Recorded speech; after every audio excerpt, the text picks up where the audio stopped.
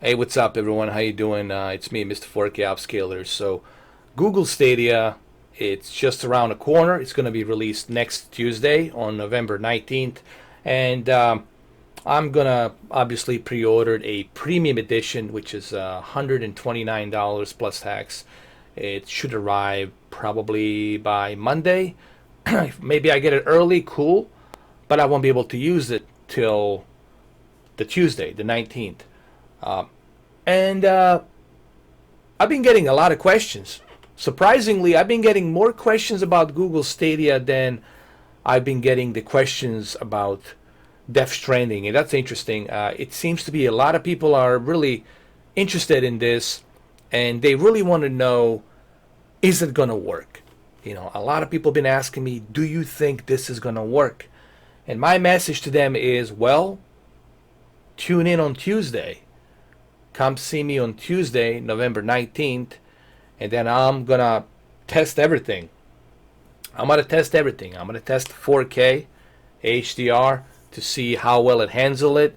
When I connect it to a, let's say, Xfinity Wi-Fi hotspot network. Let's say I want to connect to a 30 megabit, 30 megabit to 40 megabit connection speed to see how well it runs, and then connecting it to something that's obviously 1 gigabit or 250 megabit connection via my other router, which I will set up and try.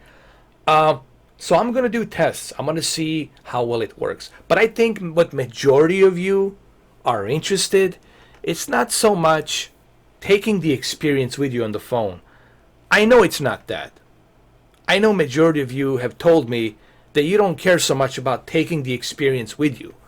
Majority of you care about, can my internet speed handle a games like Assassin's Creed Origins and Odyssey and Ghost Recon Breakpoint, Doom, the new Doom. Can it handle Red Dead Redemption 2 with 4K and HDR at 60 FPS? Can my internet connection really utilize that type of rendering with highest possible bitrate? Well, that's what we're going to find out on Tuesday. Because some of you obviously, well, not some of you, majority of you don't want to spend truckload of money on building a PC to achieve that type of fidelity, graphical fidelity level. And I think this might be the easiest way for you to enjoy something on your television without spending money onto a PC. But there's a flip side to that coin.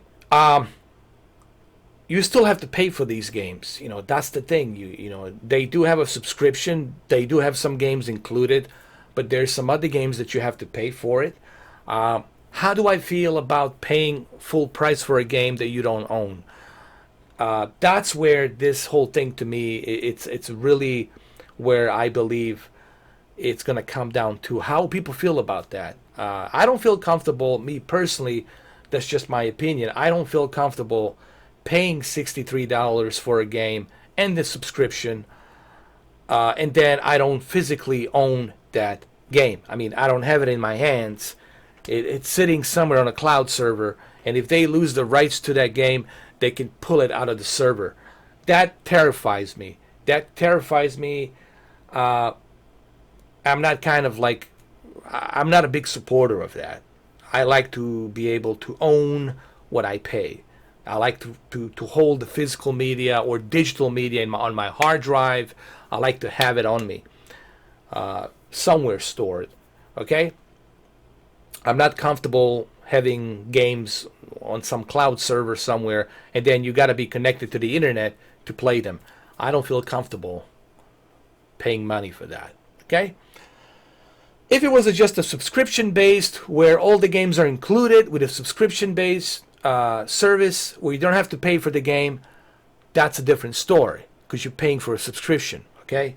But this is not the case. So listen, I'm going to test Google Stadia next Tuesday. I'm going to try it out, and I'm going to let you know what I think. I'm honestly going to do my best to test 4K and HDR, because that's what you guys want to know. I know that you don't care about taking this experience with you on a phone. You really not care that much about that. What you really care is, can I have a PC experience? Can I have a high-end PC experience on my 4K HDR television with a 75 megabits per second or 85 megabits per second or 120 megabits per second internet speed, or maybe something lower, maybe 30 to 40 megabits per second speed, internet speed? To be honest with you, I think to be on the safe side, you should definitely have 150 megabits per second. 150 megabits per second, because you have to take in consideration that your family is going to be using internet, your daughters, your sons, whoever lives with you, going to be also using the internet, Skyping or talking to somebody or watching Netflix or Disney Plus or what have you, okay, or playing video games. So you have to consider that in consideration, that others will be using that bandwidth and that internet speed. So it's to be on the safe side, I would say go with like 250. I think Xfinity starts with 250 megabits per second. That's, I think, with 250 megabits per second, using the Ethernet cable connected to your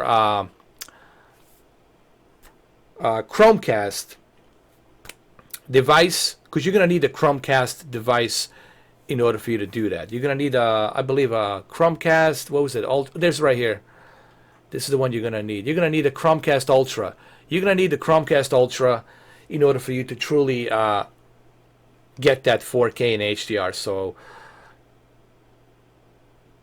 I think if you have 250 megabits per second internet speed with a pretty good router that has a Ethernet cable connected to your Ultra Chromecast, I think you should have. I think you shouldn't have any problems. I really don't think you should have any problems rendering that in 4K and HDR. But then again, no one has tried it, and this video is not about me, letting you know that, hey, you'll be able to enjoy 4K and HDR.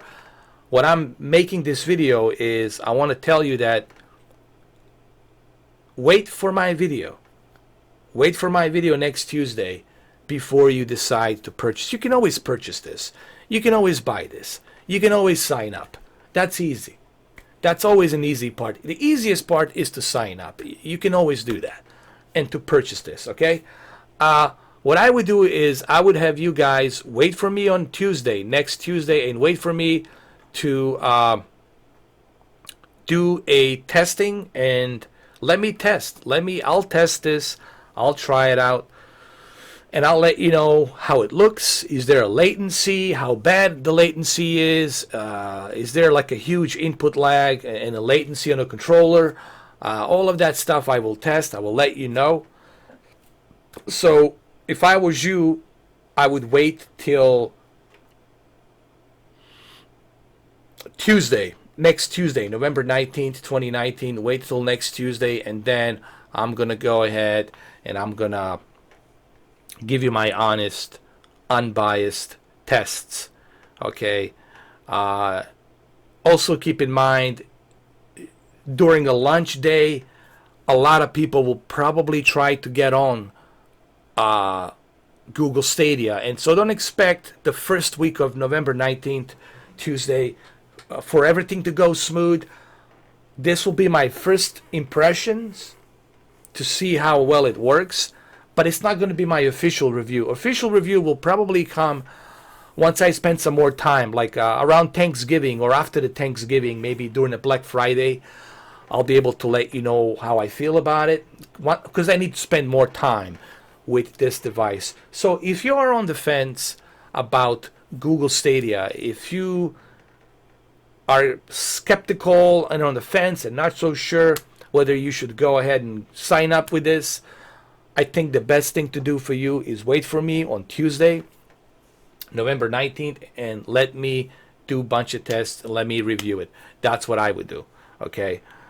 All right. Well, thank you guys for watching this video, and I'll see you guys tomorrow with Disney Plus review. I'm gonna test Disney Plus tomorrow. As far as the Death Stranding, I don't know if I'm gonna do any Death Stranding live stream today. I'm probably gonna do it on Friday. Most likely on Friday over the weekend, and we'll continue. But so yeah, I think it's your safest bet is to wait. Wait for me on Tuesday. Wait for others on Tuesday, and then make up your own decision. Make up your own mind. Okay, I think that's the best thing to do.